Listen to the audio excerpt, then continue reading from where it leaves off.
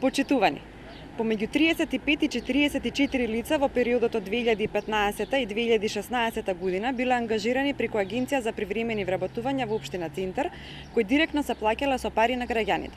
Ваквата состојба ја има констатирано Државниот завод за ревизија, каде експлицитно се вели дека ова не е во согласност со одредбите од член 4 од Законот за агенциите за привремени вработувања. Тоа е овој документ.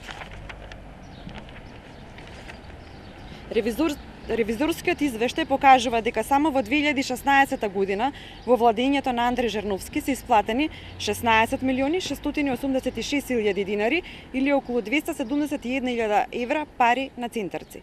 Државниот завод за ревизија констатирал дека, цитирам, отстапените работници на општината од страна на агенцијата не се ангажирани за замена на привремено отсутен работник, привремено зголемен обем на работа, сезонска работа, работа на проекти, неспецифични, неконтинуирани работи, непредвидени краткотрajни активности, туку за вршење на редовни работни задачи предвидени со правилникот за систематизација на работните места, а дел и од нив се поставени на раководни места. Исто така, Државниот завод за ревизија констатирал дека привремените вработувања не се во согласност со законот, укажуваат на намалена транспарентност при вработувањето, субјективност во изборот на лица и повластена положба на нивното ангажирање. Почитувани, ова е доказ дека СДСМ се однесува кон општината како да е нивна приватна фирма.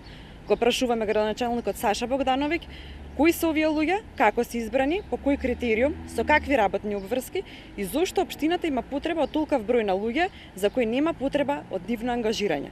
Исто така сакаме да прашаме дали некој ќе понесе одговорност за кршење на законот и за ваквиот начин на вработување.